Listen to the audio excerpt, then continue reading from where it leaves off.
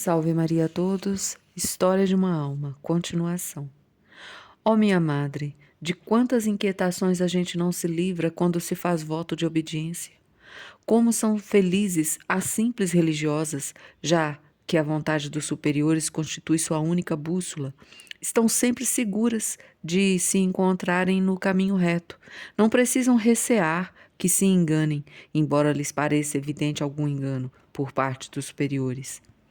Quando, porém, a gente deixa de olhar para a bússola infalível, desviando-se da trajetória que manda seguir, sobre a capa de fazer a vontade de Deus, a qual não esclarece bem os que, aliás, fazem suas vezes, bem logo a alma se desnorteia por caminhos áridos, onde não tarda a faltar-lhe a água da graça. Madre muito amada, sois a bússola que Jesus me deu para conduzir-me com segurança até as praias da eternidade. Como me é suave fixar em vós meu olhar e cumprir em seguida a vontade do Senhor, permitindo que sofresse tentações contra a fé.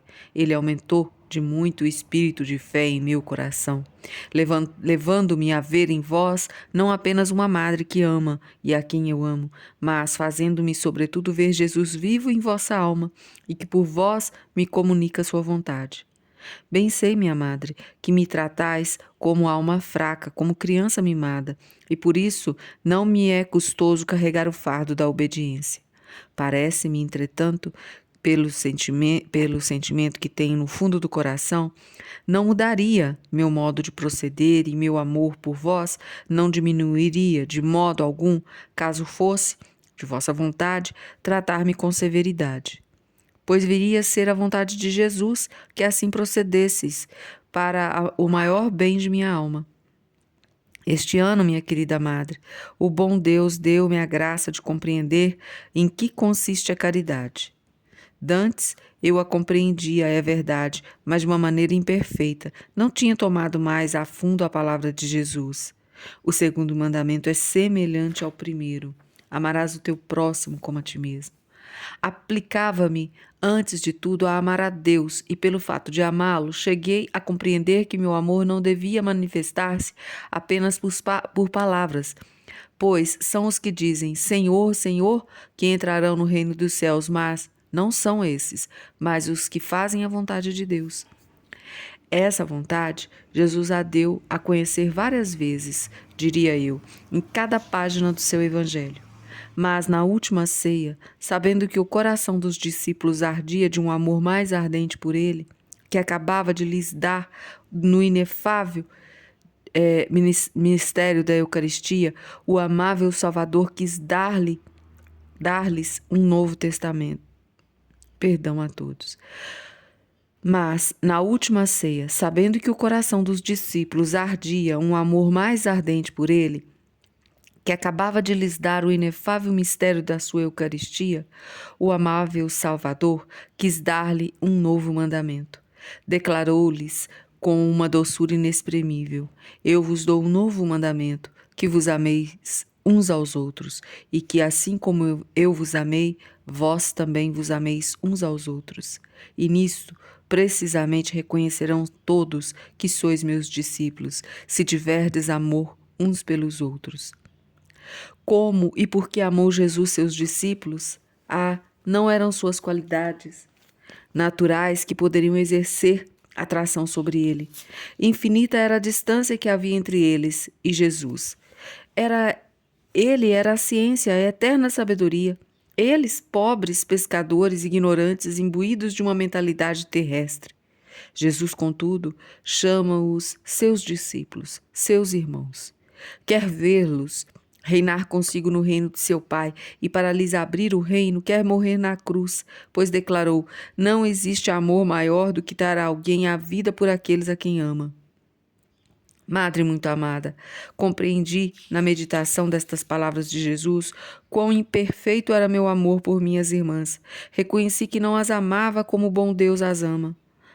Compreendo agora que a caridade perfeita consiste em suportar os defeitos dos outros, em não se admirar de suas fraquezas e em edificar-se com os mínimos atos de virtudes que lhes veja praticar. Antes de tudo, porém, compreendi que a caridade não deve ficar encerrada no fundo do coração, Não se acende, disse Jesus, uma candeia para colocar debaixo do alqueire, mas sobre o candelabro, para que alumie a todos os que estão na casa. Parece-me que candeia representa a caridade, que deve alumiar, alegrar não só os que me são mais queridos, mas a todos os que estão na casa, sem excluir ninguém. Quando ordenou o seu povo que amasse o próximo como a si mesmo, o Senhor não tinha ainda vindo à terra. Por outro lado, sabendo perfeitamente até que ponto alguém ama sua própria pessoa, não podia exigir amor maior com relação ao próximo. Mas quando estabeleceu para seus discípulos um novo mandamento, o seu mandamento, como mais adiante especifica, Jesus já não fala em amar o próximo como a si mesmo, mas em amá-lo como ele. Jesus o amou, como o amará até a consumação dos séculos. Ah, Senhor, sei que não ordenais nada de impossível. Conheceis melhor do que minha fraqueza, minha imperfeição. Bem sabeis que não poderia jamais amar minhas irmãs como vós as amais, se vós mesmo, ó meu Jesus, não as amasseis também em mim. Por que me quererdes dar esta graça que estabelecestes um novo Porque me querestes dar esta graça é que estabelecestes um novo mandamento. Ó, quanto amo! Pois o que me dá a certeza de ser vossa vontade amar em mim todos aqueles a quem me mandais amar. Sim, sinto quanto sou caridosa e só Jesus que atua em mim. Quanto mais unida a Ele, tanto mais também amo minhas irmãs. Quando quero aumentar em mim esse amor, principalmente quando o demônio tenta colocar entre os olhos de minha alma os defeitos desta ou daquela irmã que me deseja menos simpática, apresso-me em procurar suas virtudes, seus bons desejos. Digo entre mim que, se a vi fraquejar uma vez, ela pode muito bem ter alcançado grande número de vitórias e esconde-as por humildade. E mesmo aquilo que me parece falta, parece muito bem ser ato de virtude por causa da intenção, perdão. Não me custa chegar a essa conclusão, pois certo dia fiz uma pequena experiência, a qual me demonstrou que não se deve julgar. Foi no recreio. A porteira dá 2 toques de sineta. Era preciso abrir o portão de serviço a fim de recolher para dentro uns arbustos destinados ao presépio. O recreio não estava animado por faltar vossa presença, minha querida madre. Por isso, calculei ficar muito contente se me mandassem servir de terceira. Terceira se chamava a religiosa que acompanhava a irmã, economa, quando operários precisavam trabalhar no interior do mosteiro. Justamente a Madre Superiora disse-me que fizesse eu o serviço, ou então a irmã que se encontrava ao meu lado. Pus-me logo a desatar nosso avental, mas bastante devagar, para que minha companheira tirasse o seu antes de mim, pois achava que lhe daria prazer se a deixasse servir como terceira. A irmã, que fazia as vezes da depositária, olhava risonha para nós. Quando, porém, observou que me levantara por último, disse-me: Bem imaginava não serdes vós que ganharíeis uma pérola para a vossa coroa. Foste muito vagarosa.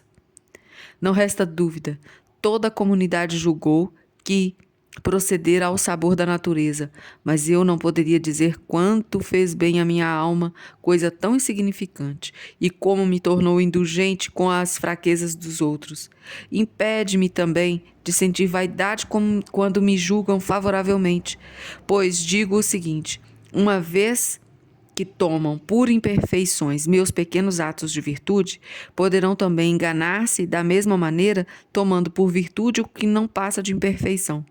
Digo então com São Paulo: pouco se me dá ser julgado por algum tribunal humano, nem sequer me julga a mim mesmo. Quem me julga é o Senhor. Por isso, com a finalidade de tornar o julgamento mais favorável para mim, ou melhor, a fim de não ser julgada de modo algum, quero sempre nutrir pensamentos caridosos, pois que Jesus declarou: não julgueis e não sereis julgados. E terminamos hoje mais uma parte. Perdoe todos tantos erros. A leitura hoje está muito distraída. Para a frase, vamos deixar a